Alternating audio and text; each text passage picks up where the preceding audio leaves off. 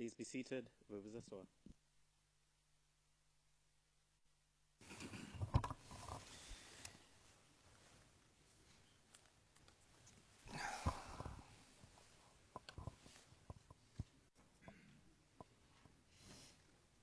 Maître Altit, you have the... Le juge président, Maître Altit, vous avez la parole.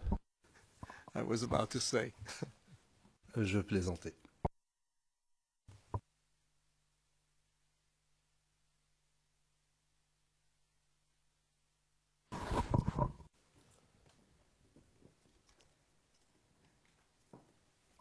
You have the floor, Maître Altit. Vous avez la parole, Maître Altit. Maître Rocher est à quelques mètres d'ici. Il arrive.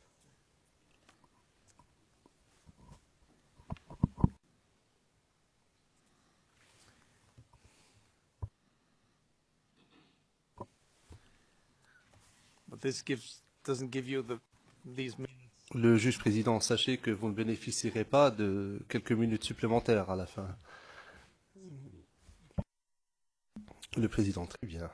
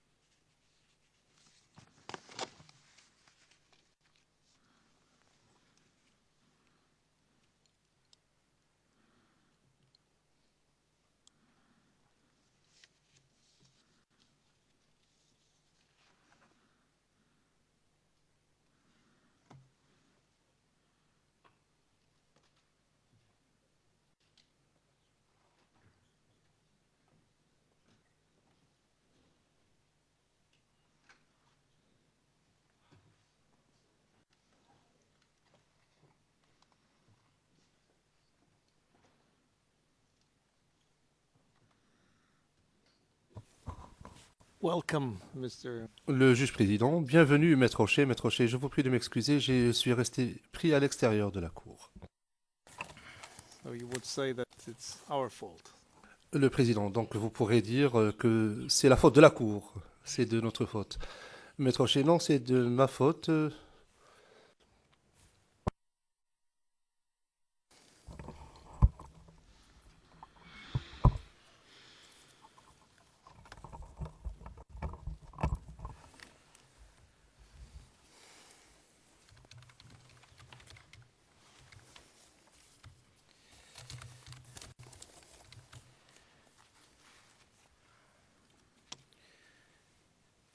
Okay, sir.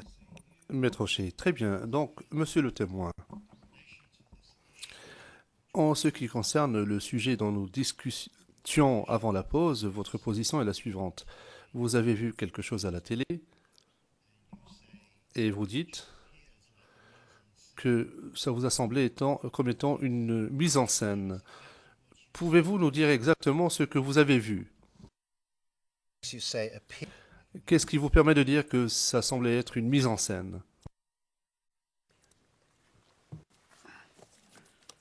Je reprends ce que j'ai dit ici quand le procureur a parlé de ce sujet.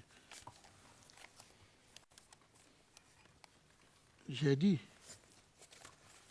moi je ne suis pas technicien de montage des trucs. J'ai dit, ce que j'ai vu, c'est-à-dire qu'une personne qui est couchée et qu'il s'est levé, on lui dit, faut te coucher pour faire le mot. C'est ce que moi j'ai attendu. Je pense que vous avez le film, vous allez la montrer. C'est ce que j'ai attendu. C'est ce qu'il a dit. C'est ce qu'il a dit. J'ai dit, qu'on a dit, puisque je n'étais pas là, j'ai dit, on a dit que la dame qui s'était fait brûler était cette dame. C'est ce qui s'est raconté en ville. Donc j'ai dit à la réponse que si c'est vrai que c'est elle, si c'est vrai que c'est elle, c'est que c'est une mise en scène. C'est ce qu'il a dit. Puisque moi, je n'étais pas là-bas. Yes, I understand. Maître Rocher, oui, je comprends cela. Et cette voix, pour que les choses soient bien claires au compte rendu, cette voix que vous avez entendu dire, vous devez vous relever, cette voix provenait des mêmes images télévisées que vous avez vues. Oui.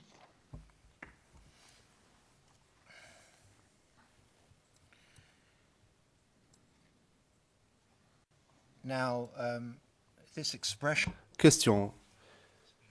Cette expression qui a été utilisée et qui est utilisée tout au long de ce procès, expression que vous avez expliquée, galaxie patriotique.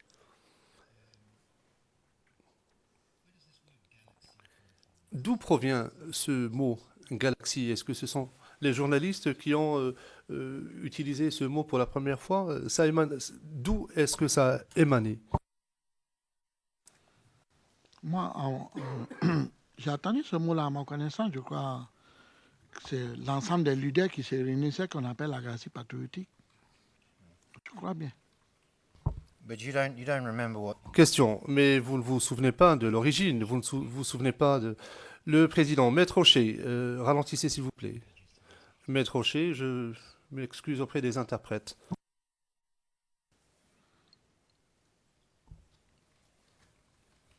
So you don't remember the. Maître Rocher, reprenons. Donc, vous ne vous souvenez pas de l'origine de ce mot. Vous ne savez pas qui l'a utilisé pour la première fois, mais vous savez qu'il a été utilisé. C'est bien cela? Oui, c'est bien ça. Je sais que ce mot est utilisé un peu partout. On parle de la galaxie patriotique à la télé. Partout, on parle de la galaxie patriotique. Je ne sais pas qui est... Je ne sais pas si le mot aussi, le mot de galaxie patriotique n'est pas du français. Je ne sais pas. Ou ça n'existe pas en français, je ne sais pas. Mais c'est un mot qu'on utilisait. And Question. Vous nous avez expliqué que l'expression se rapporte à tous les soutiens, les sympathisants du président Gbagbo. Combien d'organisations étaient représentées par cette organisation? Dénommé galaxie patriotique. well, let me put it. Let me. Question. Je reformule ma question. Vous avez déjà expliqué que Galaxie patriotique comprenait tous les sympathisants pro-Gbagbo. Combien d'organisations, au pluriel, existaient au début de la crise?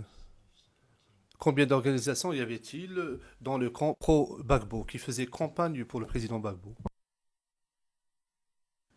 Non, nous étions beaucoup. Plusieurs organisations, plusieurs mouvements de soutien, plusieurs mouvements politiques, plusieurs mouvements de la société civile, plusieurs regroupements qu'on soutenait, on appelait la galaxie patriotique. Could it be in the hundreds? Question. Diriez-vous qu'il y en avait une centaine? Je ne sais pas comment est-ce que je vais répondre, mais ça peut être 100, ça peut être plus, ou ça peut être moins.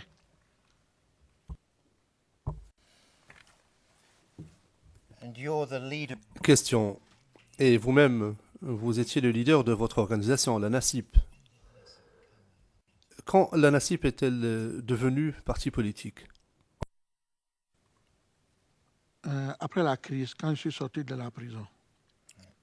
So at the time of the crisis, Question. Donc, à l'époque de la crise, c'était une organisation de soutien qui a fait campagne pour le président Gbagbo, c'est cela? Oui, c'est bien ça, c'est un mouvement. politique. And this political Question. Et ce mouvement politique, à l'époque de la crise, comptait combien de membres? Outre vous, je parle de membres actifs et non pas de membres honoraires. Vous voulez parler de mon bureau de fondateur?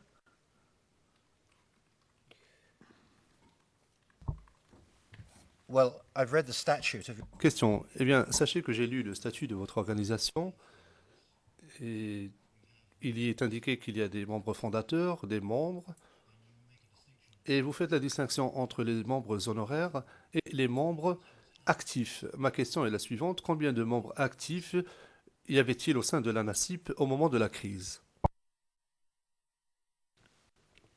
Nous étions nombreux. Je peux dire qu'il y avait assez de membres actifs parce que comme j'avais des représentants un peu partout, je ne peux pas vous dire s'il y avait 1500, 2000, mais il y avait un peu de représentants un peu partout dans les différents villes à l'intérieur d'Abidjan. Donc chaque région avait aussi ses militants et ses adhérents. Mais te donner un chiffre juste, peut-être ça peut être 1500, 2000, 3000 peut-être.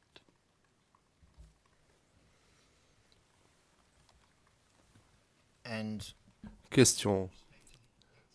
Et s'agissant des activités de votre organisation à vous, vous étiez le chef, n'est-ce pas? Vous étiez au sommet de cette organisation. Vous étiez le grand patron.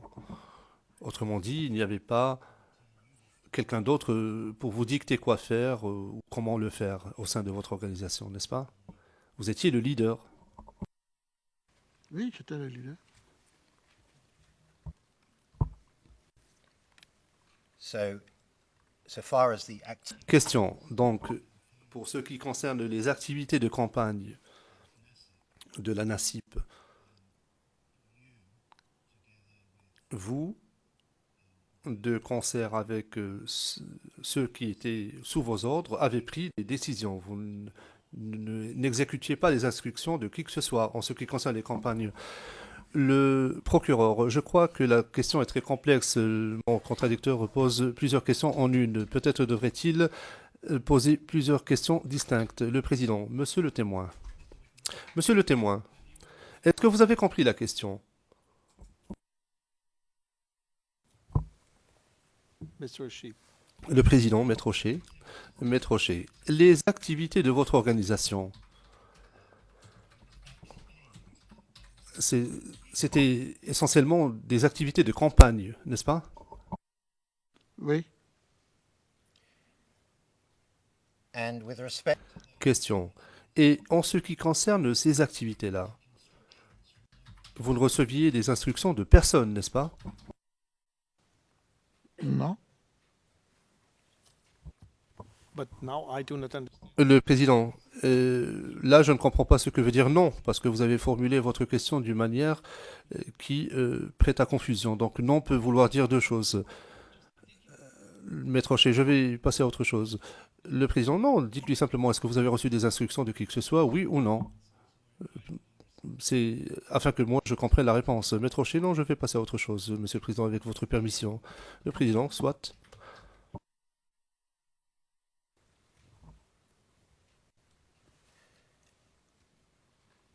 there were obviously other Maître O'Shea, évidemment, il y avait d'autres organisations de jeunes qui faisaient des activités similaires à la vôtre, des activités autour de la campagne, n'est-ce pas? Donc, vous avez pris des décisions, c'est vous qui prenez les décisions concernant les activités de votre organisation. Vous ne receviez pas des instructions d'autres organisations de jeunes, n'est-ce pas? Oui, bien sûr. Je ne recevais pas des décisions de quelqu'un d'autre qui concernait moi, mon mouvement de la NACIP. J'étais le président, j'avais un bureau, on avait un bureau politique où on se réunissait pour donner des instructions. Moi, je ne recevais pas des instructions d'ailleurs qui concernaient moi, mon mouvement, non.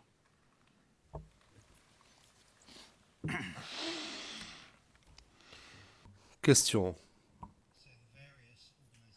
Donc, les diverses organisations qui faisaient partie de la galaxie patriotique étaient essentiellement indépendantes les unes des autres, du moins en ce qui concerne la vôtre. Oui, je crois que chacun travaillait de sa façon indépendante.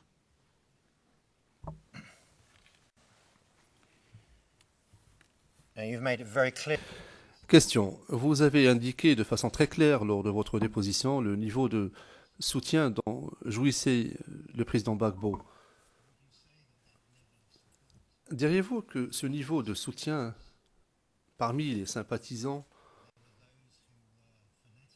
il y avait ceux qui étaient des fanatiques, des inconditionnels de Gbagbo? Est-ce qu'il y avait ce genre de sympathisants? Oui, Gbagbo était... Les gens avaient beaucoup d'amour pour lui, les gens le soutenaient avec toutes les forces. Il y avait beaucoup de sympathisants fanatiques pour Gbagbo. Oui.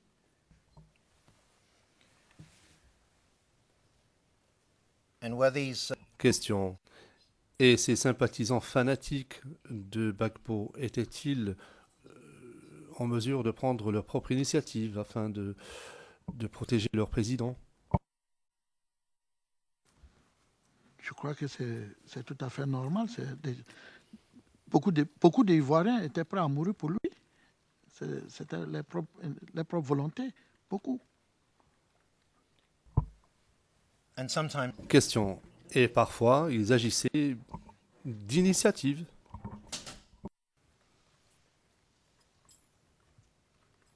Oui, mais dans la crise, vous avez remarqué qu'il y a beaucoup qui sont morts pour lui.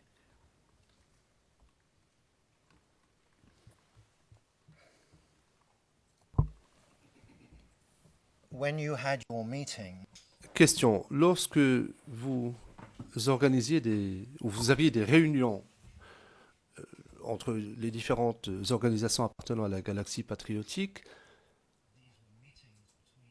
c'était des réunions mettant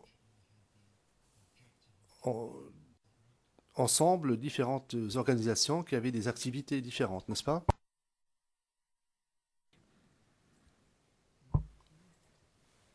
and during the course Question. Et pendant ces réunions auxquelles vous avez assisté, avec d'autres groupes de cette nature,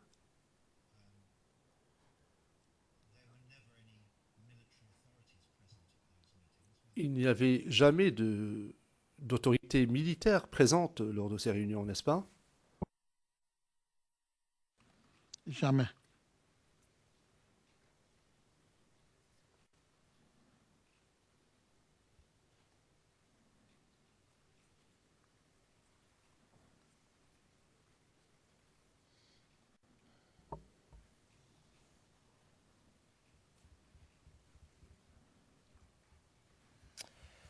Mr. President, Maître Rocher, Monsieur le Président, je m'apprête à aborder un autre sujet et pour votre gouverne, j'aimerais préciser que je n'en ai pas beaucoup avec ce témoin. Je n'en ai pas pour longtemps. J'aimerais que nous passions à huis clos partiel brièvement afin de parler de quelques questions personnelles avec ce témoin. Le Président, qu'est-ce que vous voulez dire que vous ne pensez pas en avoir pour longtemps? Pouvez-vous nous donner une idée? Maître Rocher, avant la pause déjeuner. Le Président, très bien. Vous avez dit huis clos ou huis clos partiel? Maître Rocher, huis clos partiel.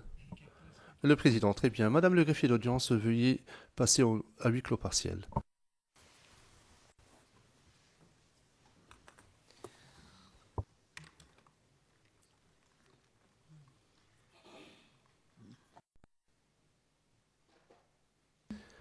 Greffier d'audience, nous sommes en audience publique maintenant. Le Président, merci. Veuillez poursuivre, Maître. Maître Rocher, merci, Monsieur le Président. now it's no secret Il est de notoriété publique, Monsieur Djichi, qu'à un moment donné, vers la fin de la crise, vous avez été emprisonné, n'est-ce pas? Oui. do you remember Question. Est-ce que vous vous souvenez du moment auquel vous avez été emprisonné? À quel moment exactement? Maître, vous voulez parler de la fin de la crise quand M. Gbagbo a été arrêté? Absolutely, yes. Ok, d'accord. Maître Che, oui, tout à fait. J'avais expliqué ici que lorsque je vais pas aller trop loin, juste lorsque le président Gbagbo a été arrêté, 2 semaines, 3 semaines aussi, c'était pareil pour moi lorsque j'ai été victime des agressions, des gens en armes, et puis j'ai fait appel à des personnalités de l'hôtel de Golfe, des autorités chez Alassane, laquelle où M. Ishaka Ouattara a envoyé une équipe pour me prendre, pour me garder ces jours, je crois 3 jours, ils m'ont gardé pendant 3 jours, et après maintenant, ils m'ont emmené à l'hôtel de Golfe. Et quand ils m'ont emmené à l'hôtel de Golfe, ce jour, je devais être léché dans l'ol là. Les gens ont voulu nous frapper, tout ça, mais on a été bien protégés et on nous a emmenés à haut. Et ce jour-là, on n'a pas pu rencontrer des personnes qu'on devait rencontrer. On a appelé, je crois qu'on a appelé, les gens, ils ont appelé quelqu'un, je ne sais pas si c'est M. Soro ou bien quelqu'un, qui a demandé que j'appelle M. Afi. D'appeler M. Afi Ngessa, qui s'est retrouvé à l'hôtel Pergola, où ils avaient pris ça pour sécuriser, pour envoyer toutes les personnalités des FPI qui ont été poursuivies. Les gens cherchaient, les cherchaient. Donc, on a appelé Afi et Afi automatiquement a demandé que si j'étais seul, j'ai dit non. J'ai donné le nom de ceux qui étaient avec moi. Il m'a dit que vous pouvez venir. Et comme il faisait jour et qu'il y avait encore les tirs dans la ville d'Abidjan, les gens ont préféré aller me garder à Port-Boué chez eux. Et dans la nuit, vers 20h, on nous a amenés à la Pergola. Et lorsqu'on était à la Pergola, pour nous, en principe, la Pergola était prévue comme un lieu, une résidence où on devait être en sécurité. Mais lorsque les 2 semaines ou 3 semaines après, les choses ont changé, le gouvernement en place a transformé ce hôtel en prison politique. Donc nous tous, nous étions là comme des prisonniers politiques. J'étais même sur la liste des prisonniers politiques, dans laquelle même on avait nous éditionné chacun de nous. Right. So if I understand, Donc, si je vous comprends bien, je comprends bien votre situation.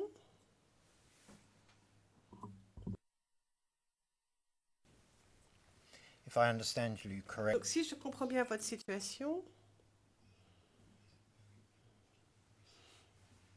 les choses se sont quand même améliorées petit à petit au cours de votre détention. Oui, bien sûr. C'est au départ que c'était compliqué pendant Non? les droits. On était vraiment des prisonniers, on n'avait droit ni au téléphone, au rien, et on n'avait pas droit à aucune visite, tout ça.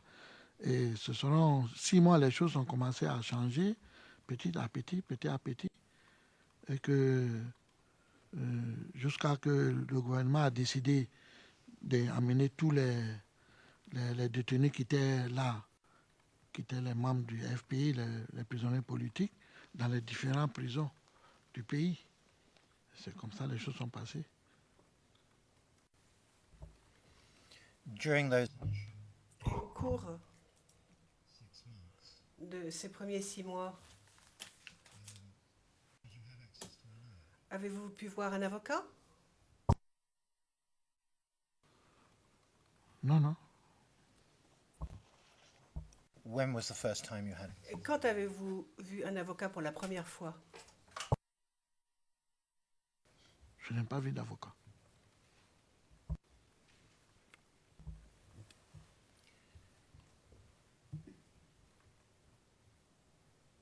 And Alors, est-ce au cours de votre détention que vous êtes rentré en contact pour la première fois avec le bureau du procureur? Oui.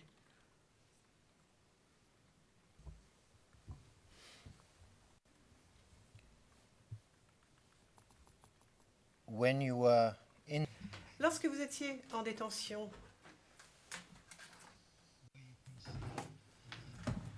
étiez-vous inquiet à propos de ce qui allait vous arriver? Ou est-ce que vous aviez une petite idée de ce qui allait... Étiez-vous à peu près sûr que vous alliez être libéré? Quel était votre état d'esprit à l'époque? Je ne pouvais on est très, très inquiet de ce qui s'est passé en ville. On avait des informations de temps en temps de ce qui s'est passé en ville. Et moi, vraiment, j'étais inquiet. Personnellement, j'étais très, très inquiet. On était tous inquiets quand même. J'étais inquiet. Moi, je n'ai pas imaginé qu'après, je pouvais être sorti de la pergola aussi comme ça. J'étais inquiet. Au départ, les 6 mois, les 8 mois, on était vraiment inquiets. Et j'avais très peur. Ça, je ne peux pas cacher ça à quelqu'un. On avait vraiment peur.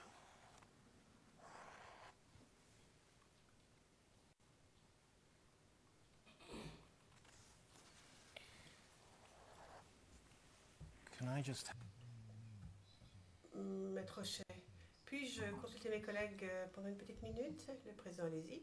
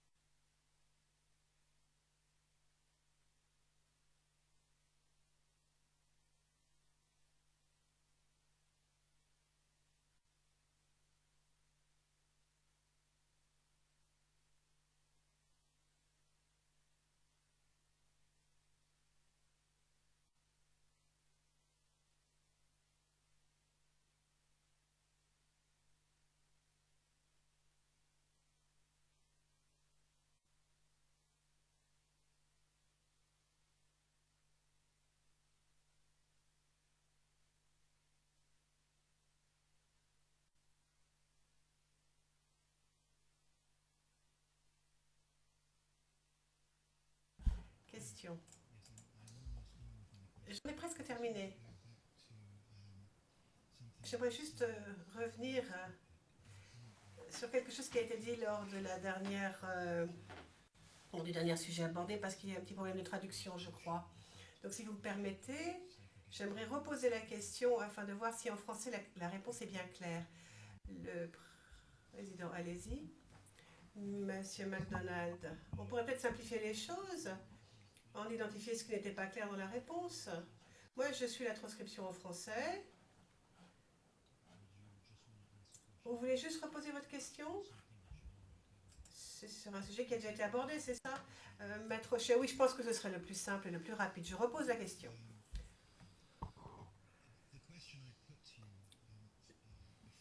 Je vous avais posé une question, Monsieur Gigi, à propos de ces organisations de jeunes et à propos des sympathisants de la galaxie patriotique. Donc les supporters de Gbagbo, les pro-Gbagbo qui étaient sous l'égide de la galaxie patriotique. Voici ma question.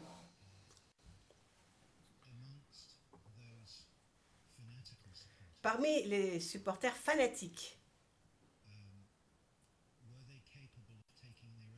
étaient-ils capables de prendre des initiatives de leur propre chef sans avoir de consignes pour protéger leur président? Ça, c'est la question qui, je pense, n'était pas très claire en français.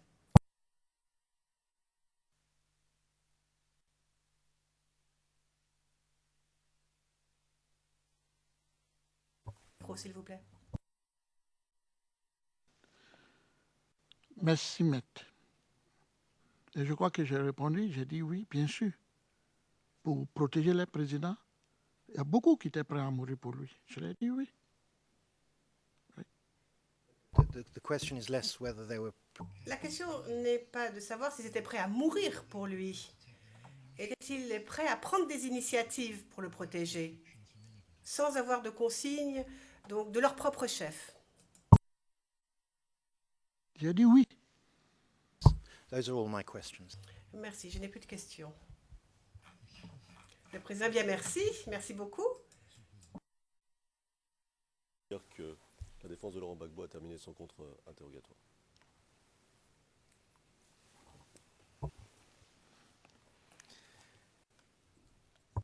Thank you very much. Le président, bien merci beaucoup.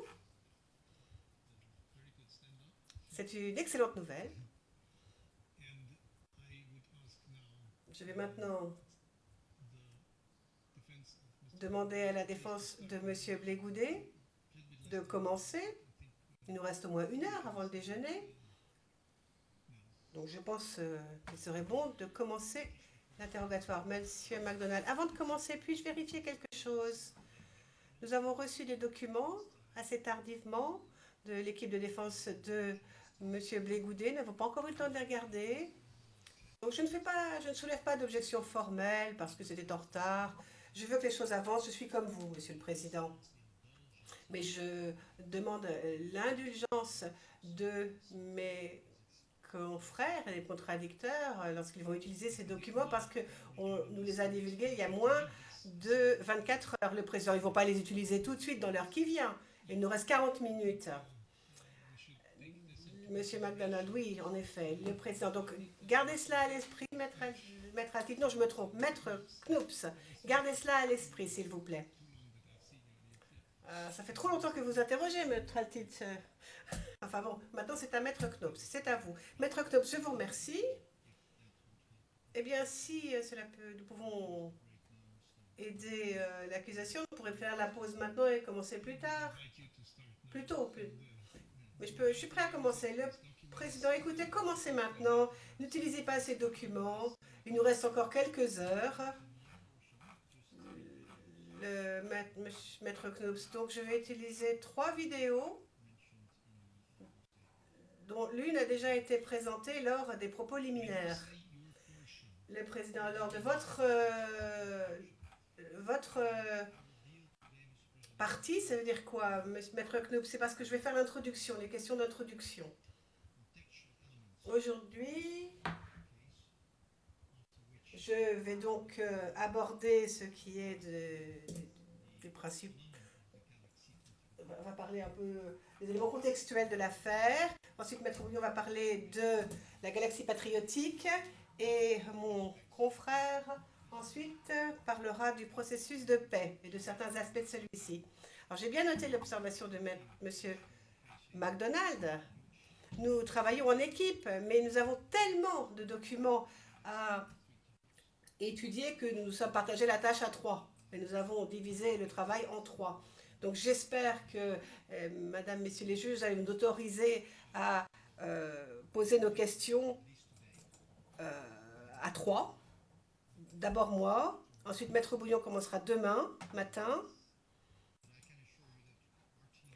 Mais je m'engage à ce que la défense de M. Blégoudet est finie mardi. Le président, mardi. Maître Knoops le 22 mars. Le président, non, tout est fini. Tout sera fini mardi. Avec les questions supplémentaires, Monsieur MacDonald, oui, et mes questions supplémentaires. Le président et les questions supplémentaires. Je comprends bien. Vous êtes 2 équipes de défense. Mais il me semble qu'un grand nombre de sujets ont déjà été abordés. Des sujets qui sont en doublon. Donc je vous supplie, ne revenez pas sur des sujets qui ont déjà été abordés par les 2 équipes qui ont posé des questions. Il y a beaucoup de choses qu'on sait déjà. Bon, vous avez toute la marge de manœuvre et le temps dont vous aurez besoin. Mais s'il vous plaît, ne revenez pas sur des sujets qui ont déjà été débattus à l'envi. Maître Knoops, bien, certes. Nous allons, dans la mesure du possible, essayer de ne pas revenir sur des sujets qui ont déjà été abordés. Mais c'est quand même un moment essentiel pour notre équipe. Je pense que vous le comprenez bien. Le protocole nous a donné 2 fois plus de temps que l'accusation. Le président, oui, la défense a 2 fois plus de temps que l'accusation. Maître Knoops, c'est pas ce que j'avais compris. Le président, non, c'est pas chaque équipe de défense qui a 2 fois plus de temps que l'accusation, sinon ce n'est pas juste. Maître Knoops, ce n'était pas précisé dans le protocole. Le président, enfin, on n'a pas spécifié parce qu'on pensait que ça allait sans le dire. Maître Knoops, de toute façon, je ne veux pas perdre de temps. Nous allons faire tout ce qui est dans notre possible pour en terminer le plus vite possible, mais comprenez, nous avons le droit d'utiliser tout le temps qui nous a été imparti et qui nous qui nous est nécessaire afin de défendre au mieux les intérêts de M. Blégoudet. Le président, on comprend bien cela, évidemment, mais dans la limite du cadre qui vous a été imposé. Maître Knoops, si je peux demander à l'équipe Balbo de me donner le pupitre, s'il vous plaît. Monsieur MacDonald, pour ce qui est donc de la question des 3 différents conseils posant des questions au même témoin, pour ce qui est de ce témoin-ci, ça ne nous gêne pas. Mais il faut quand même, à un moment ou à un autre, qu'on ait une décision claire là-dessus. Le président, vous l'aurez. Monsieur MacDonald, je rassure donc Maître Knoops, l'accusation ne soulève aucune objection par rapport au fait à ce fait-là. Sur la question de la manière dont chaque équipe de défense, ou chaque équipe, accusation ou défense d'ailleurs, mène son interrogatoire ou contre-interrogatoire, chacun peut approcher un même événement, un même fait d'une manière particulière, selon une vision particulière. Non, mais ce que je veux dire, c'est que chaque équipe, il n'y a pas de raison d'interdire, mais je crois qu'on est d'accord là-dessus, mais c'est juste pour clarifier, il n'y a pas de raison d'interdire à une équipe de revenir sur un point particulier lorsque cela rentre dans une logique qui lui est propre, en fonction de la stratégie qui lui est propre, en fonction du point de vue qui lui est propre. Naturellement, il ne s'agit pas de répéter ad nauseam les mêmes choses, mais il est possible d'aborder des points qui ont déjà été abordés parce que le but, la démarche et la logique seront légèrement différentes en fonction du cas de chacune des équipes. C'est la manière dont nous comprenons la manière de mener les contre-interrogatoires. De plus... Non, pardon, juste un mot. Non, juste un mot. C'est pour dire les choses, je crois, enfin, j'essaie de dire les choses clairement pour qu'on soit tous d'accord. Par définition, les accusés ont des intérêts divergents parce qu'ils ne sont pas à la même place. Ils ont chacun à leur propre place voir les choses d'une manière particulière. Donc, naturellement, la façon dont chacune des équipes de défense va aborder les choses sera un peu particulière. Yes, but I'm a little bit astonished. Oui, enfin, je suis assez surpris. Vous nous dites des choses qu'on sait parfaitement. Vous n'apportez rien. Oui, on sait bien que chaque équipe de défense a son propre angle d'approche. On le sait. Donc, je ne pense pas qu'il soit si nécessaire que ça de répéter les choses. Mais je ne fais que demander à la défense de M. Blégoudet de prendre en compte le fait qu'un grand nombre de sujets ont déjà été abordés. Un grand nombre de choses ont déjà été dites, qui ont été dites de façon très claire, suite aux questions de M. MacDonald et de vous, Maître Altit.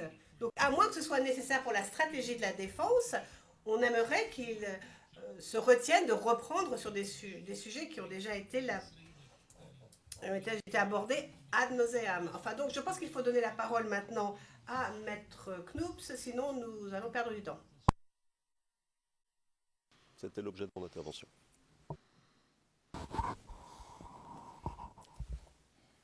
Alors, Monsieur le Président, l'équipe de défense de M. Charles Blégoudet veut que les choses soient assez claires dans son esprit pour que nous puissions mieux conduire notre contre-interrogatoire.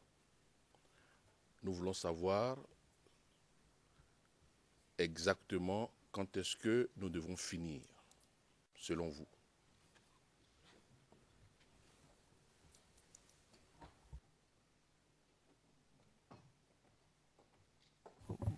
Well, first of all, Eh bien, tout d'abord, ce n'est pas un contre-interrogatoire, c'est un interrogatoire par la partie non appelante.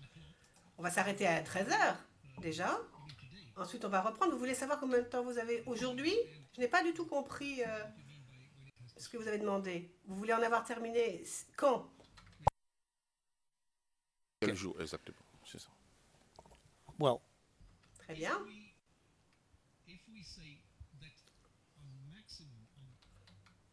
On a dit que tout devait être terminé au plus tard mardi prochain.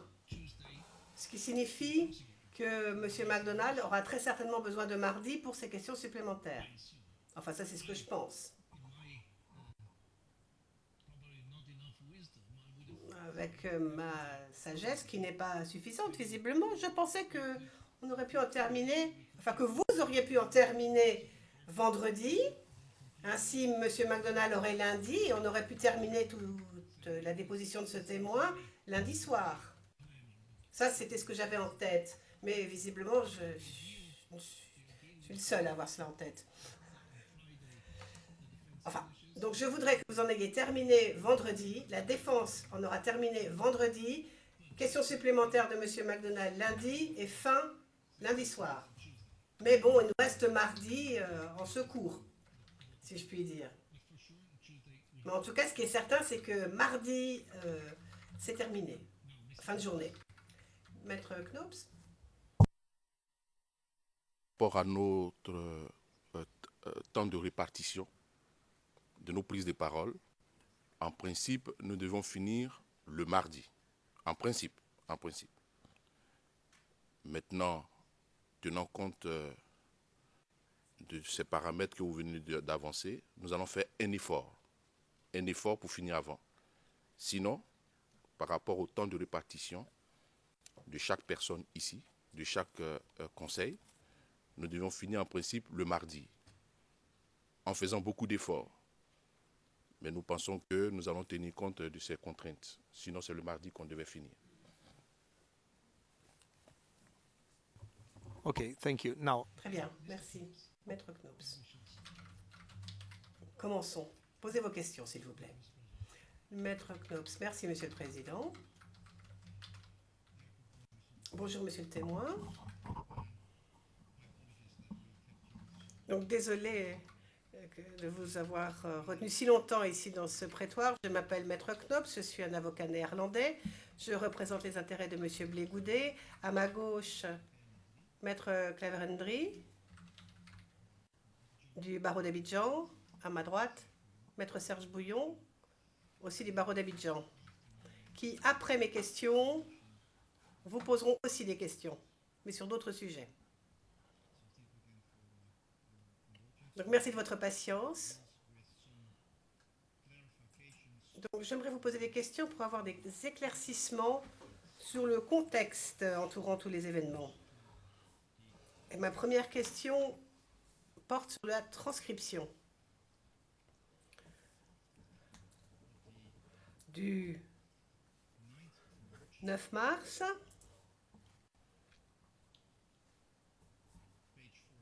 page 14. Vous avez parlé de la situation après les négociations.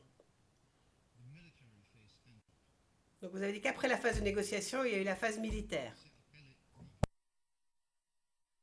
Abouti.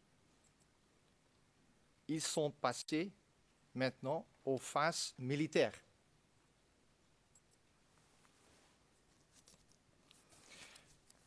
The next few questions will deal with Mes questions vont parler donc de cette évolution. On est passé de la phase négociation à la phase militaire. J'aimerais savoir un petit peu ce qu'il en est au niveau du temps, la chronologie, le déroulement. Donc, je vais vous demander un peu de nous dire à quel moment ces différentes phases ont eu lieu dans le temps, pour savoir quand est-ce qu'il y a eu une négociation et quand est-ce que c'est passé à la phase militaire. first. Donc, voici ma première question.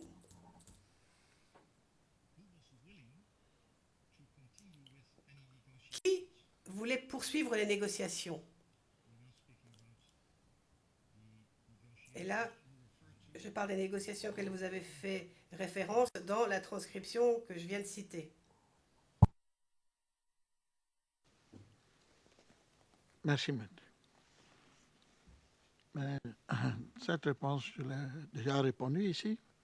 J'ai dit que le président Gbagbo a toujours obtenu, il opte toujours pour négocier et dialoguer. Il a toujours dit, c'est lui qui a utilisé la phrase « asseyons-nous et discutons ». C'est lui qui a utilisé cette phrase-là. Venez, asseyons-nous pour discuter. C'était nous, toujours, on demandait à négocier, à discuter.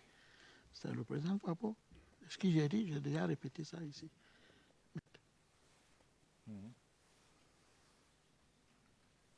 Was there any party Et y a-t-il eu des partis ou des personnes à l'époque qui ne voulaient pas négocier et qui voulaient qu'on passe à l'action militaire? Non, non, je pense que les choses ne sont pas passées aussi automatiquement, aussi rapidement comme ça, non. Puisque si je vous dis qu'il y avait des gens automatiquement, vous passez à l'évolution militaire, ce sera archi faux. Puisque lorsque les deux présidents ont été élus, ont été proclamés, et les choses ont commencé à prendre notre allure, mais c'est là les gens ont commencé à intervenir. C'est-à-dire la CEDEAO, l'Union africaine, les médiateurs. Puis la musique et les gens allaient, il y avait des réunions un peu hors de la Côte d'Ivoire, dans les autres pays qui concernaient la crise ivoirienne. Donc ça négociait. C'est quand j'ai dit ici tout à l'heure, c'est vers la fin de la dernière réunion de l'Union africaine à Addis Abeba, où des choses ont été proposées et que les médiateurs ou les personnes qui ont quitté Abidjan pour aller assister à cette réunion, quand ils sont venus faire le point, il n'y avait pas la suite, je crois. Les gens attendaient une suite, il n'y a pas eu de suite. C'est là qu'ils sont passés à la phase militaire. Ça, c'est vers la fin. Yeah. Thank you, Mr. Withers. Are you Merci, monsieur le témoin. Alors, pouvez-vous nous donner des dates, des références temporelles? Monsieur MacDonald, moi je ne vais pas donner la réponse, mais je crois qu'on a déjà eu des dates. Elle a été donnée ce matin à Maître Altit, très spécifiquement. Je peux vous donner la référence, c'est déjà au dossier. Si ce n'est pas lors de l'interrogatoire principal, c'est en tout cas lors de l'interrogatoire qui a été conduit par Maître Altit, le président. Ça n'aide rien. Tant qu'à faire, autant qu'il donne la réponse à nouveau. Lorsque vous vous soulevez, ça interrompt les débats, le maître Knops. Mais moi, je vais attaquer ça sous un autre angle. Le président, oui, mais la date, c'est la date, c'est la date.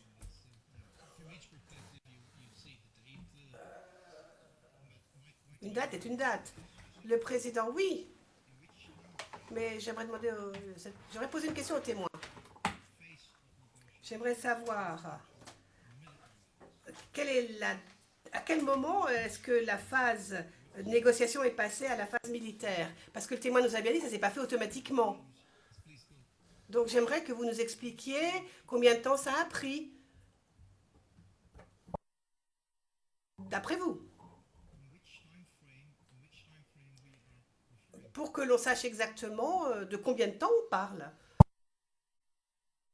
Je crois que c'est vers fin mars, début avril, je crois bien. Mais la date juste, je ne peux pas vous donner, mais c'est dans ces périodes-là où les choses... je vous ai dit, dès le retour des médiateurs qui sont quittés à la réunion de Addis Abeba, et que les gens attendaient une suite des choses, il n'y avait pas de réponse, je pense qu'ils ont pris la décision de passer à la phase militaire. Voilà, c'est vers la fin de mars, début avril, je crois bien. Je crois bien. and you just stated that Question, vous venez de dire que ça n'avait pas été fait du jour au lendemain, automatiquement, d'après vous en tout cas. Mais dites-nous combien de temps cela a pris pour passer de la phase négociation à la phase militaire? Quelques heures, quelques jours, quelques semaines? Donnez-nous un ordre d'idée. Je vous ai déjà dit, peut-être vous n'avez pas compris, je vous ai dit, ça n'a pas passé automatiquement à la phase militaire. C'est ce que j'ai dit.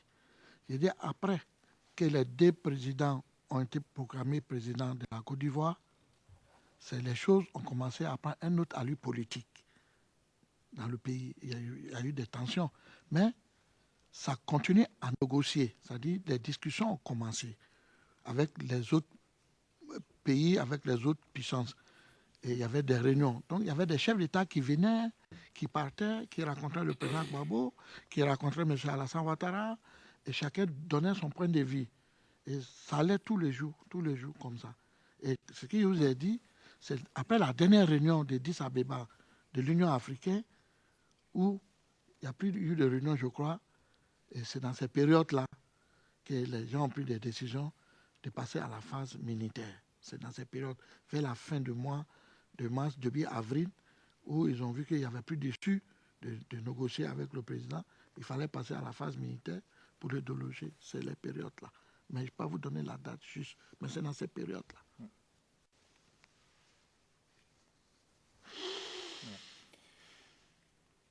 No, but you're referring. Oui, mais vous parlez du mois de mars. Vers fin mars et début avril. And according. Alors, d'après ce que vous nous avez dit, qui a pris la décision? The decision to go into. La décision de passer à la phase militaire.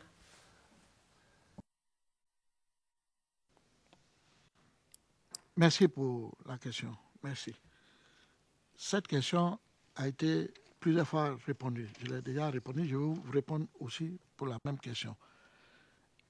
Vous avez les documents, vous avez les films. Je vous ai dit ici que le gouvernement de M. Alassane Ouattara et son premier ministre, M. Soro Guillaume, a répondu à des questions des journalistes où il a dit que tout était possible. C'est-à-dire toutes les manières de déloger Gbagbo étaient possibles. On lui a demandé même la phase militaire, il a dit ce n'est pas exclu.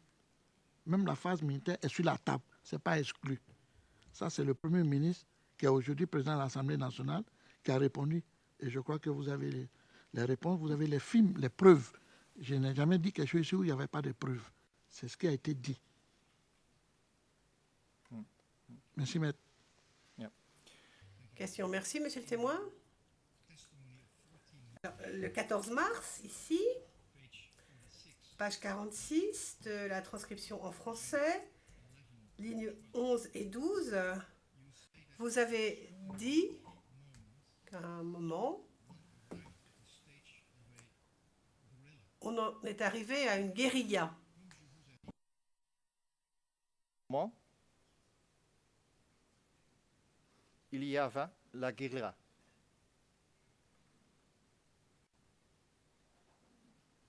Une guérilla. Guérilla. Il y avait la guérilla. Guérilla. Guérilla. I see your confirmation. Je vois que vous confirmez en hochant la tête. Ma question est la suivante. Vous parlez d'un moment précis où c'est devenu une guérilla. À quel moment faites-vous référence au juste?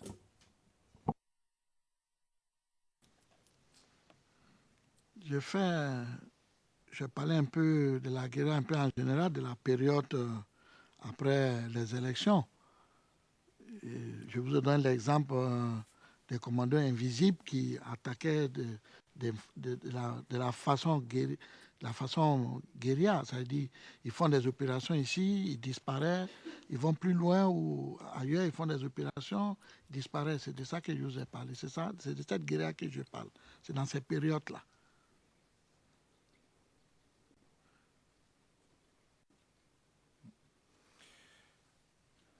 When you Question. Lorsque vous dites can you specify the êtes-vous en mesure de préciser ce moment-là? Et je parle du cadre temporel. Quel est ce moment? Quel est-il? Je te parle du moment de la crise, c'est-à-dire que de la période des 3 mois, si tu veux, à partir du mois de janvier jusqu'à fin avril. C'est de ces périodes que je vous parle. C'est de ces périodes-là que je parle. C'était la période de la crise même. Voilà. Et je pense que c'est dans ces périodes que les gens faisaient des opérations guérilla. C'est ça que je parle. And one moment, please. Un instant, je vous prie. Okay. Bien. Monsieur le témoin,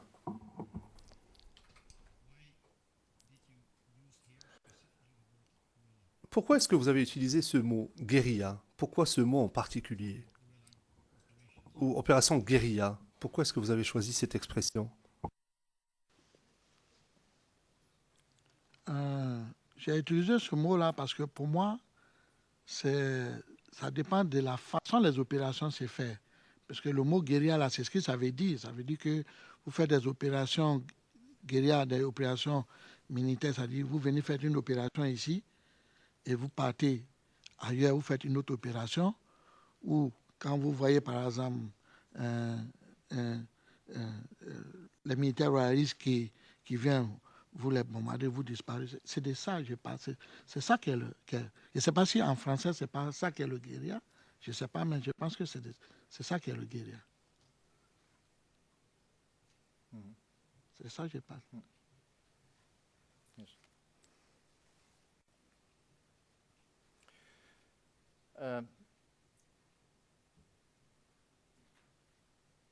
You Question. Vous avez dit sous serment que il y avait des tensions au pays et plus particulièrement à Abidjan et que cette tension s'est accentuée graduellement. can you remember testifying? Est-ce que vous vous souvenez avoir dit cela? Je l'ai dit plusieurs fois. Can you put this Question. Cette déclaration, votre déclaration, pouvez-vous la situer dans un cadre temporel? À quelle période fait-elle référence? Combien de temps est-ce que cela a pris, d'après vous? Cette tension qui s'est accentuée, combien de temps cela a-t-il pris avant que cela ne mène à une opération ou à une guerre de guérilla? J'ai plusieurs fois signifié ici que chaque fois qu'il y avait des coups qui venaient, par exemple, des autres adversaires, ça montait toujours la tension à Abidjan. Les Ivoiriens avaient toujours... La tension montait toujours. Mais ce qui concerne même la tension même de la guérilla, je vous ai dit, c'est dans les périodes de 3 mois. Et c'est là même la tension est trop montée lorsqu'il n'y avait plus de solution et que les Ivoiriens avaient compris que l'Union africaine avait pris sa décision définitive et que de déloger le président Gbagbo de tous les moyens. C'est là que ça a gâté toutes les choses. C'est là que les choses sont gâtées. Abidjan. Cette décision que l'Union africaine avait prise n'avait pas plu aux Ivoiriens qui supportaient le président Gbagbo.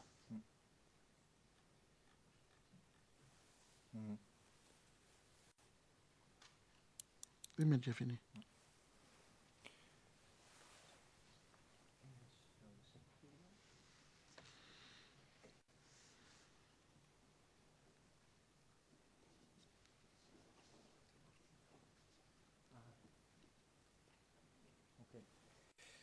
Mr. President, Maître Knops, Monsieur le Président, nous souhaitions diffuser 2 vidéos, mais nous avons quelques difficultés techniques. Alors je propose de les diffuser après la pause déjeuner. Le Président, pardon, vous avez dit? Vous éprouvez quoi? Maître Knops, nous éprouvons des difficultés techniques. Je crois Maître Knops parle loin de son microphone. Le greffe devra donc nous donner la main afin que nous puissions diffuser des vidéos après la pause. Monsieur MacDonald, auriez-vous l'obligeance de nous indiquer la référence ERN de ces vidéos afin que nous puissions nous préparer utilement? Maître Knops, la première vidéo porte la référence CIV D25 0001-2104.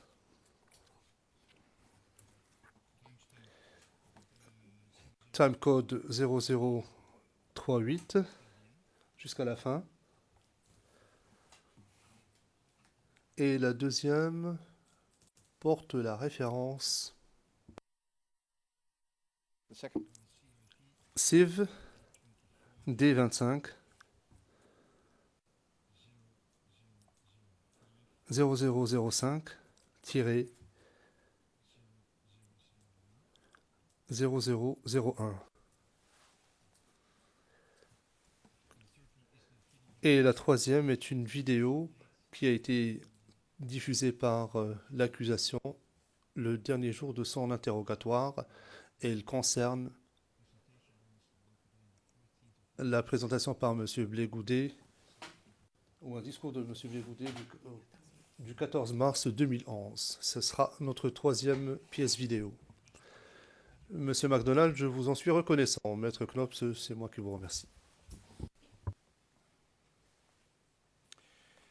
Mr. Witness, Monsieur le témoin,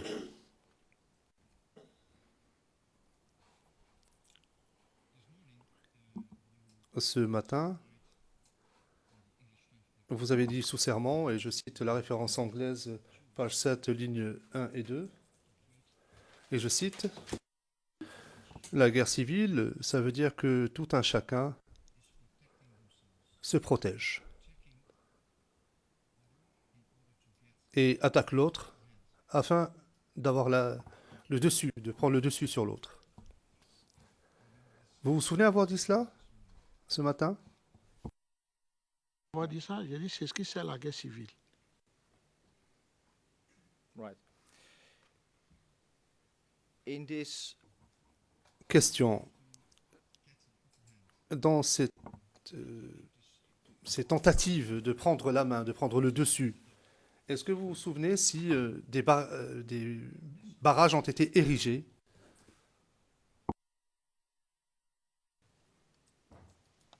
Merci, maître. Je voudrais vous répondre. Je ne pourrais pas vous dire dans ces périodes parce que quand la guerre avait commencé, la guerre civile, moi, je ne sortais plus en ville, mais à ma connaissance, chaque camp mettait des barrages pour se protéger. Chaque camp.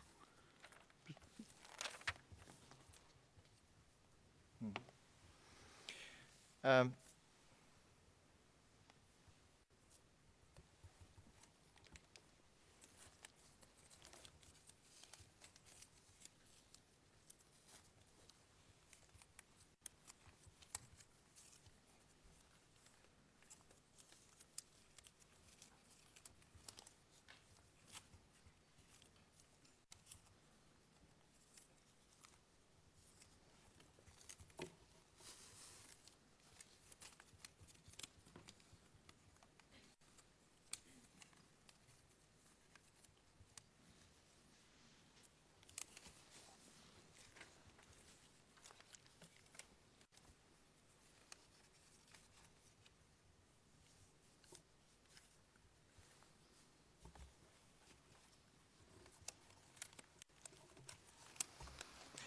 you testified Question.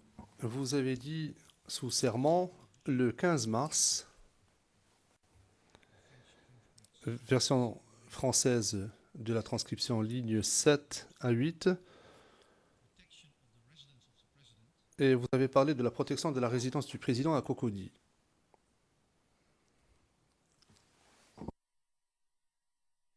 Question. Et vous avez déclaré que tout le monde était prêt à protéger le président afin d'empêcher les militaires d'attaquer sa résidence. C'est français. Mhm. Oui, c'est ce que j'ai dit. yes. Can you Question, bien.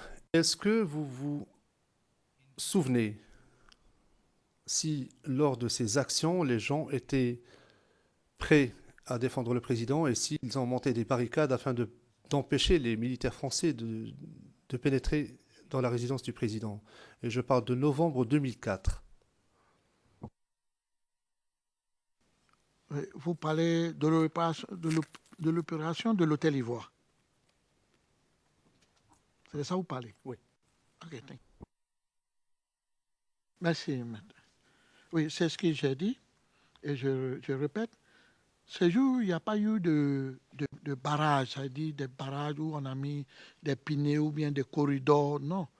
Il y a eu des humains, des Ivoiriens volontaires, c'est-à-dire des Ivoiriens eux-mêmes, des Ivoiriens qui sont portés volontaires, de venir faire un barrage à l'armée française qui se dirigeait Mhm.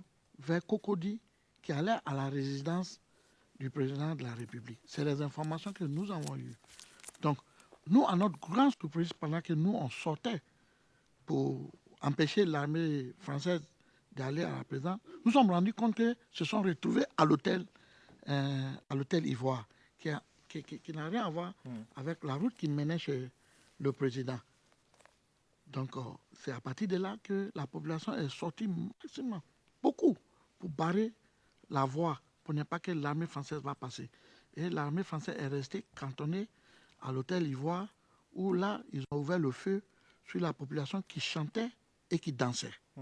Je dis bien qui chantait et qui dansait devant l'armée française. Ils ne faisaient rien d'autre. Ils ne faisaient que chanter la gloire de Dieu et danser, comme on a l'habitude de le faire dans l'ambiance. Juste pour empêcher l'armée française de continuer le chemin. Mais je ne sais pas, ni moi, ni quelqu'un d'autre, qu'est-ce qui s'est passé, et l'armée française a tiré. Je ne sais pas. Parce qu'il n'y avait pas d'armes avec la population. Il n'y avait pas de risque en face de l'armée qui était là, parce que les militaires qui étaient là étaient très bien armés. Ils avaient des chars de guerre. Voilà. Can you Question.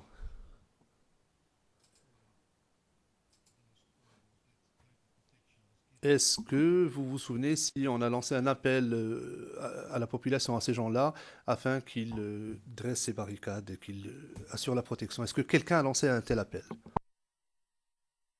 Vraiment, moi, je ne me souviens pas, mais moi, j'ai reçu un coup de téléphone de mes amis et de mes représentants qui étaient à Cocody, qui me disaient qu'il y a un mouvement, et pas qu'il y a un mouvement de plusieurs chars militaires français qui est en train d'aller vers Cocody à la résidence du président pour le déloger. Donc, il faudrait qu'on se mobilise pour venir bloquer les militaires. Et c'est ce que tout le monde a fait. Mais s'il y a eu un communiqué ce temps-là, je n'ai pas eu le temps même de regarder s'il y avait un passage à la télé ou tant. Non. Moi, j'ai reçu le coup de téléphone et puis je me suis mis en action. Et comme je voudrais vous dire, c'est que ces périodes-là, tous les Ivoiriens étaient toujours en alerte et qui faisaient très attention, qui étaient vigilants de ce qui se passait. Donc, moins des choses qui étaient suspectes, on se mettait en action. Voilà. Nous, on voulait défendre le président Laurent Gbagbo. On voulait le défendre. so what Question. Donc, il n'y a pas eu d'ordre donné à la population afin qu'elle déferle dans les rues pour défendre le président? À ma connaissance, non. Vraiment, à ma connaissance, non. Je ne sais pas s'il y a eu... Non, à ma connaissance, non. and your Et votre réponse, vous venez de la décrire, lorsqu'un ami vous a appelé, ça a été une réponse spontanée. Vous vous êtes dit, je dois défendre le président. Oui, ça, c'est la moindre des choses. On était toujours prêt à le défendre. On est toujours prêt à le défendre. Ça, c'est la moindre des choses. Ça, c'est la moindre des choses. On ne pouvait pas accepter. Nous, on ne pouvait pas accepter. Nous, jeunesse, au peuple, maître, s'il vous plaît. Laissez-moi terminer. of course. Please. Oui, oui, bien sûr, allez-y. Ce comportement indigne de l'armée française de cette façon-là. Et ça révoltait les Ivoiriens. Ça révoltait les Ivoiriens. Ce n'est pas, même dans un autre pays, quand vous allez avoir une attitude comme ça, la population, les ressortissants de ce pays ne peuvent pas accepter ça. Ne peuvent pas accepter ça. Et c'est ça, ce n'est pas question de Gbagbo, c'est question de principe et de dignité. C'est de ça que nous parlons là. Ce n'est pas question de Gbagbo. C'est des principes. On ne peut pas accepter qu'une autre armée d'un autre pays se permette de venir circuler facilement, aller dans une résidence d'un chef d'État de la République, d'un pays, aller le prendre comme ça et partir avec lui. Je ne sais pas, vraiment, je ne sais pas. On ne peut pas accepter ça. Ça, il n'y a pas de question à ça. On peut pas, personne ne peut l'accepter. Personne sur cette terre peut accepter cette attitude-là. Personne. Et ça fait révolter. Et c'est ça qui fait que les jeunes se révoltaient tout le temps contre les ressortissants qui vivaient en Côte d'Ivoire. C'est le comportement. Sinon, ce n'est pas parce que les Ivoiriens n'aiment pas les Européens ou ils n'aiment pas les... Mais voyez-vous comment ils vivent en Côte d'Ivoire. Mais c'est le comportement de leur gouvernement. C'est ça qui révolte. Mr. Witness, would you... Question, monsieur le témoin, seriez-vous d'accord avec moi si je vous disais que ce type d'action était spontané, qu'il n'y avait pas eu d'ordre concret, ni d'appel concret, rien de tout cela n'a été nécessaire pour que les gens sortent dans la rue pour défendre le président? Parfois, oui, les gens sortaient sans appel. Parce qu'ils estiment que leur dignité ou leur patrie ou leur sécurité est touchée. Ils ne peuvent pas accepter ça. Et aucun pays au monde peut accepter ça aussi. Mr. Witness, you have... Question, monsieur le témoin. Si je me souviens bien, vous avez vécu toute votre vie en Côte d'Ivoire depuis que vous étiez enfant.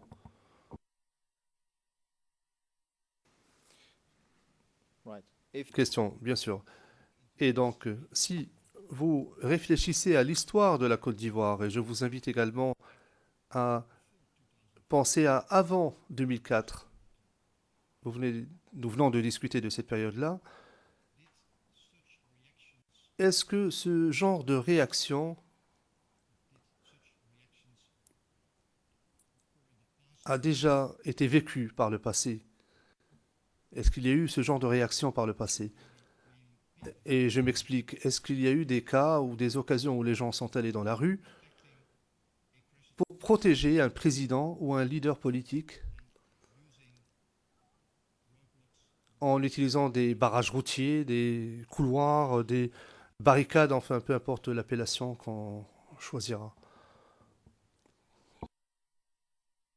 Répondre à la question comme je la comprends.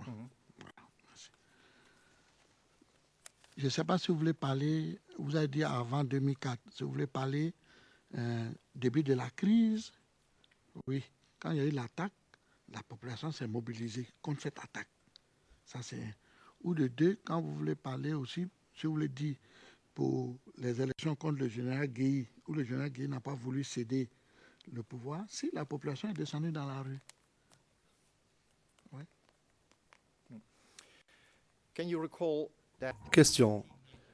En 1995, je ne sais pas si vous vous en souvenez, un phénomène similaire s'est produit. Les gens sont sortis dans la rue pour dresser des barricades afin de combattre le gouvernement.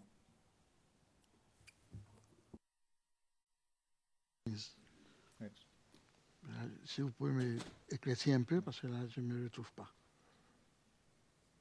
Vous pouvez me réfléchir un peu la mémoire, comme ça, je peux me retrouver. where the Question. L'opposition est sortie dans la rue pour dresser des barricades. L'opposition au gouvernement en 1995.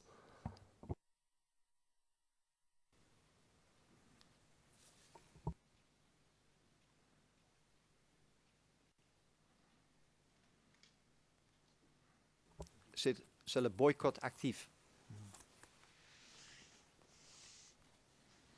Ok, vous voulez parler des élections de 1995. Ok. Oui, où il y a eu où il y a eu appel des choses. Si, mais des gens sont sortis, mais pas, je ne pense pas que c'était aussi trop nombreux comme ça, puisqu'il y a eu les élections en 95. Il y a eu les élections en 95, mais c'était pas... Tout le monde n'est pas sorti, c'était des élections temps mort, hein, je crois bien. But can you recall that the opposition made... Question. Mais est-ce que vous vous souvenez du fait que l'opposition avait dressé des barricades à l'époque? Non, je ne me souviens pas de ça. Okay. Je ne me souviens pas de ça. In your test... Question. Lors de votre déposition du 9 mars, version française de la transcription, page 54, ligne 21, 22 et 27-28, Vous avez dit, monsieur le témoin, que l'érection de couloirs ou de corridors était une habitude.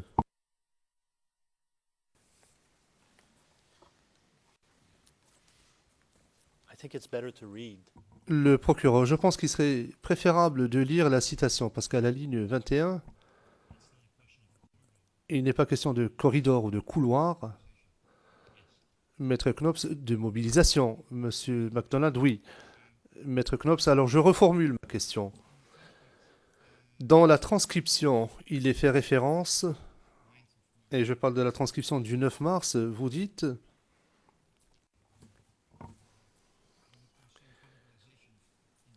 Au sujet de la mobilisation des gens, les gens qui sont sortis dans la rue, c'était une sorte d'habitude chez eux.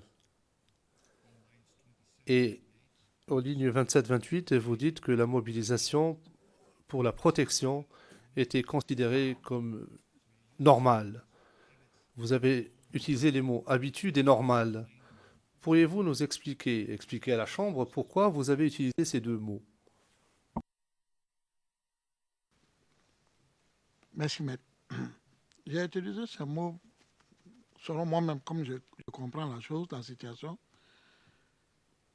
J'ai dit on était déjà en alerte, c'est-à-dire on était déjà sur pied. Chaque fois qu'on sentait un danger qui venait contre la Côte d'Ivoire, tous les jeunes, tous les Ivoiriens qui étaient concernés et qui pensaient que c'était un devoir pour eux-mêmes, ils étaient déjà prêts à se rassembler. Vous savez, en Afrique, il suffit de communiquer tout de suite. 1, 2, 3, tout Abidjan est au courant. Les rumeurs vont tellement vite, la parole va très vite et les gens se mettent en alerte. Tout de suite, chacun appelle, oui, et puis tout le monde est en position. C'est comme ça que les choses se font. On était toujours en alerte, on était toujours prêts. Il suffit de lancer un message, tout de suite, tout le monde est sorti. C'est ça que je veux dire. On était toujours prêt à défendre la patrie. Toujours prêt à défendre notre patrie. C'est ça, je veux dire.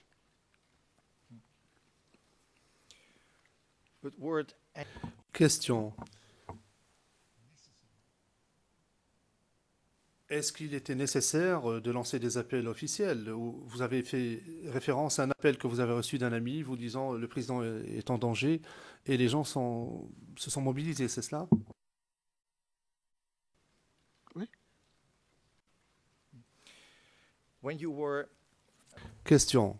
Lorsque vous vous trouviez dans le Nord, lors de la campagne, et vous avez dit avoir accordé une interview à RTI à l'époque,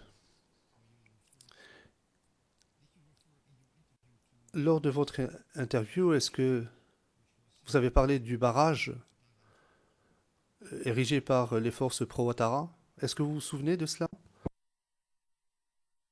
Je me souviens bien, vous voulez parler du débat télévisé, là. C'est de ça? yes. Oui. Je crois qu'on a parlé un peu de tout, ce qui s'est passé, ce que j'ai vécu, et tout ça. Oui, je me souviens bien. Je me souviens bien avoir dit des choses. Oui. Did you see those barrages yourself? Question. Et vous avez vu ces barrages de vos propres yeux? Up in the north?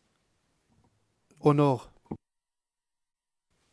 Oui, il y avait des barrages. Oui, je crois que j'avais dit ça, je crois bien. J'avais dit ça, oui. And what was your Question. Et quelle a été votre expérience en ce qui concerne ces barrages? Que s'est-il passé lorsque vous y étiez? À ma connaissance, pas grand-chose. Je ne sais pas de quoi vous voulez parler, sinon à ma connaissance, pas grand-chose. why do you have not Question. Savez-vous pourquoi ce barrage a été érigé par les forces pro-Ouattara au nord?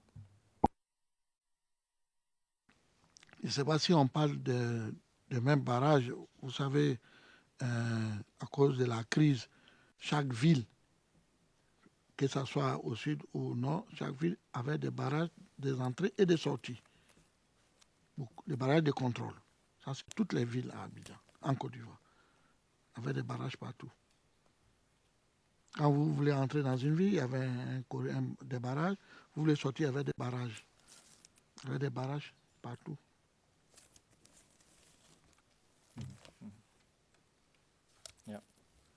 Question, bien, bien. Et ces barricades étaient-elles dressées par les civils? Bon, vous savez, au nord du pays, vous ne pouvez pas savoir qui était civil, qui était militaire ou gendarme, parce que presque tout le monde avait des treillis. Tout le monde avait des treillis. Moi, je ne pouvais pas distinguer qui était FRC, qui était civil, je ne pouvais pas savoir. Did you notice at that time that Question, est-ce qu'à l'époque, vous avez remarqué si les barricades étaient dressées par des rebelles? Bon, c'est ce qu'on a dit ici. On dit, après, du côté du nord, c'était toujours les militaires des MPCI, ce que vous appelez la rébellion. Voilà, c'est toujours. Et c'était leur territoire de contrôle.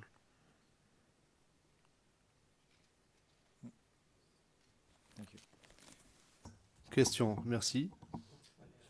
Monsieur le Président, je pense que le moment est opportun pour faire la pause déjeuner parce qu'après la pause, je m'apprêterai à aborder un autre sujet. Le juge président, j'allais justement vous interrompre. Nous allons faire notre pause déjeuner maintenant et nous serons de retour à 14h30.